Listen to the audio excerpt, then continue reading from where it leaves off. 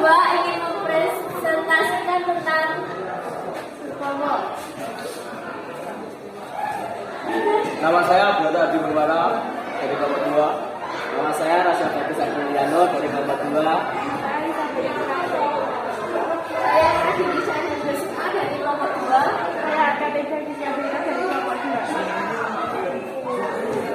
2. Bagaimana situasi sidang BPUPKI pada tanggal 29 Mei sampai 1 Juni? Tempat sidang pertama dilakukan di gedung Josangi di Jalan Penjago 6 Jakarta. Tanggal sidang pada tanggal 29 Mei 1945 dipimpin oleh JN Ansuman Media Diningrat.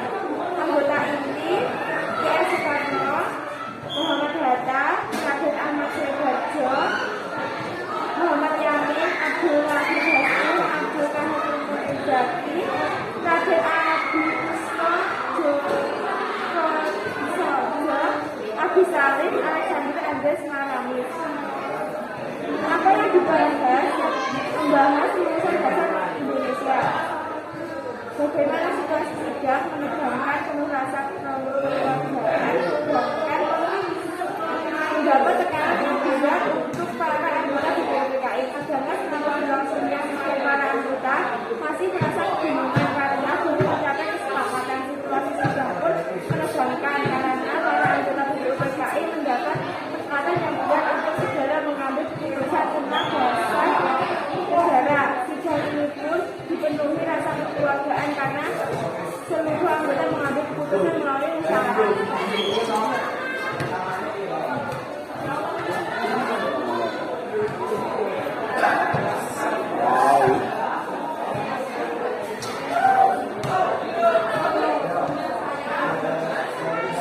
Biografi Mr. Agar Supomo merupakan seorang pahlawan nasional Indonesia yang dikenal sebagai artikel Indistek 1945. Sebagai seorang ahli hukum kriminalisasi pertama yang ada di Indonesia, Supomo turut pula dan berperan dalam menentukan sistem nasional akhir hayatnya. Dia yang lahir pada tanggal 22 Januari 1903 di Sukoharjo, Jawa Tengah. Ini berasal dari keluarga aristokrat Jawa. Kakeknya dari pihak ayah adalah Raden Kanenggung Rejowardono, Bupati Anom Sukoharjo kala itu. Sedangkan kakek dari pihak ibu adalah Raden Tumenggung Yurjodiprodjo, Bupati Naya Sragen.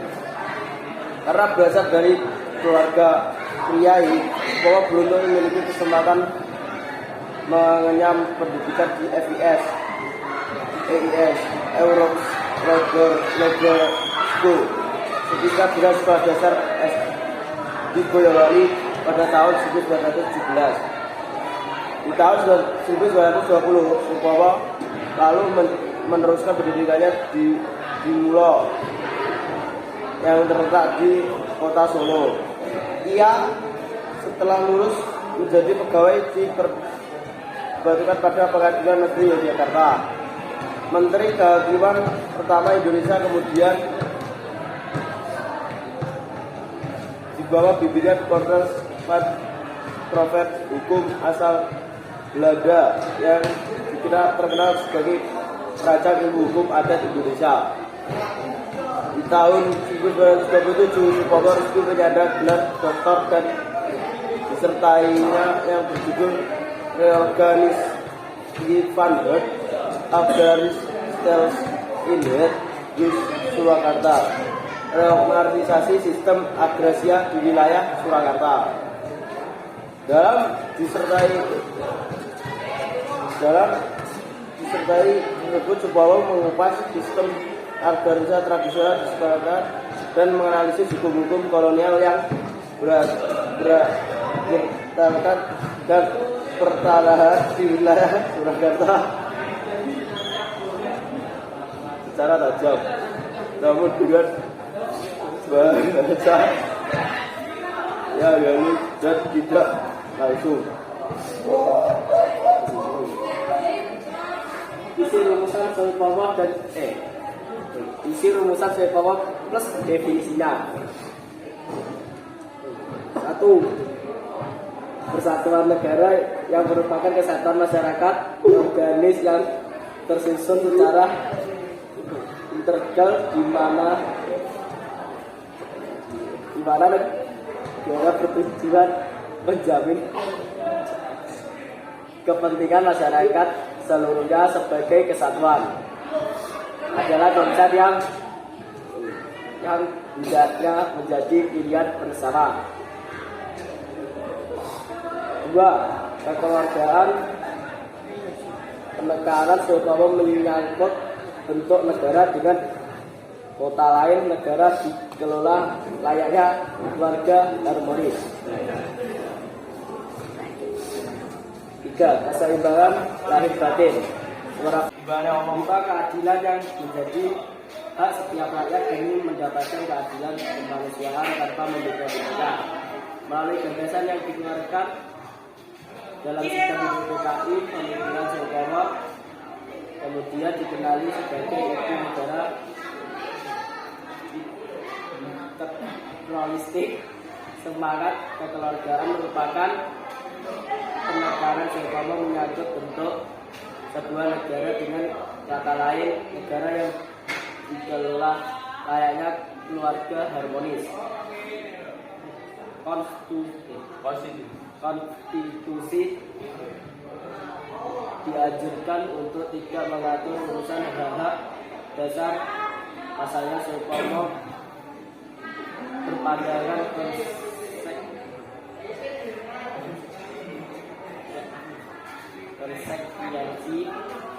dan pengaturan tersebut ialah menggunakannya paham bersifat perseorangan untuk menjaga paham kekeluargaan.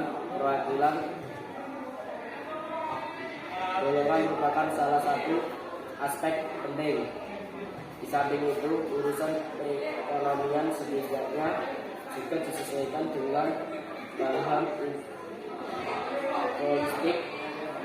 Sistem koperasi dianggap cacat sebagai dasar ekonomi negara, sebab dalam sistem tersebut sifat tolong-menolong yang mencatat dengan paham kekeluargaan.